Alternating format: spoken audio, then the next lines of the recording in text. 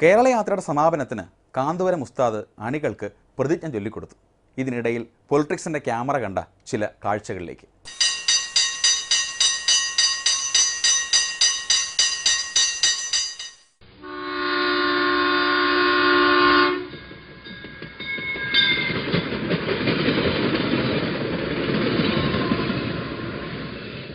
India എന്ന ബഹുസ്വര ജനാധിപത്യ സമൂഹത്തിൽ ജീവിക്കുന്ന വ്യക്തിയാണ് ഞാൻ.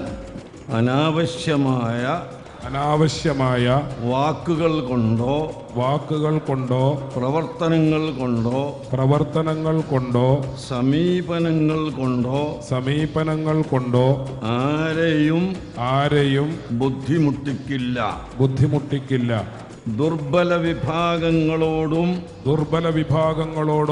കുട്ടികളോടും സ്നേഹത്തോടെ പെരുമാറുകയും അവരെ വേദനിപ്പിക്കുന്ന പ്രവർത്തികൾ എന്റെ ഭാഗത്തു നിന്ന് ഉണ്ടാവുകയില്ല. എനിക്കർഹതയില്ലാത്ത ഒന്നും ഞാൻ കൈവശപ്പെടുത്തുകയില്ല. രാഷ്ട്രീയ മത ജാതി വർഗ താൽപര്യത്തിന്റെ പേരിൽ നടക്കുന്ന എല്ലാ വിധ്വംസക പ്രവർത്തനങ്ങളെയും ഞാൻ വെറുക്കുന്നു. അഞ്ചാം മന്ത്രി പ്രശ്നത്തിൽ രണ്ടു തട്ടിലായ ലീഗും കോൺഗ്രസും നെയ്യാറ്റിൻകരയിലെ നെയ്യ് പുരട്ടി താൽക്കാലികമായി വേദന ശമിപ്പിച്ചുവെന്നാണ് കോൺഗ്രസ്സുകാർ പോലും പറയുന്നത്. എന്നാലും പ്രശ്നങ്ങൾ പുകയുന്നുണ്ട്. ലീഗിൻ്റെ ശത്രുവിനോട് അതുകൊണ്ട് മാനവികമായി ഒരു അടുപ്പം കാണിക്കുന്നതിൽ എന്തൊക്കെയോ പൊളിറ്റിക്സ് ഇല്ലേ? ശത്രുവിൻ്റെ ശത്രു മിത്രം.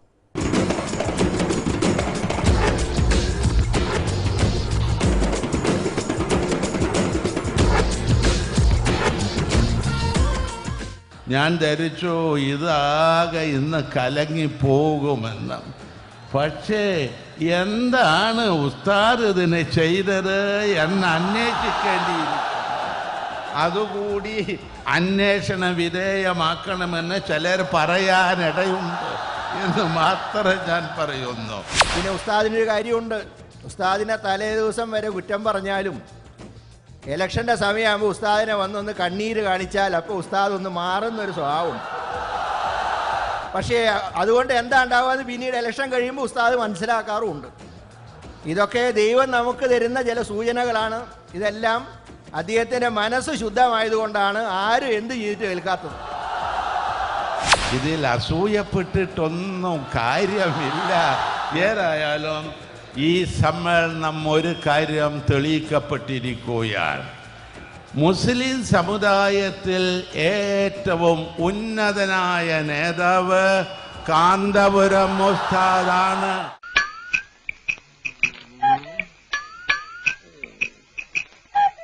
ഈ യാത്ര ഇവിടം കൊണ്ട് അവസാനിപ്പിക്കരുത്. വളരെ ഗംഭീരമായി സംഘടിപ്പിക്കപ്പെട്ട ഈ സമാപന സമ്മേളനം ഏത് ഈവൻറ്റ് മാനേജ്മെൻറ്റ് കമ്പനിയാണ് നടത്തിയതെന്ന് പെരുന്ന സുകുമാരൻ നായരും കണിച്ചുളങ്ങര വെള്ളാപ്പള്ളിയും തിരക്കുന്നത് വളരെ നന്നായിരിക്കും. എന്തായാലും ഉടൻ തന്നെ ഇത്തരമൊരു യാത്രയ്ക്ക് വേണ്ടി അവർക്കും ട്രെയിൻ ചാർട്ട് ചെയ്യേണ്ടി വരും.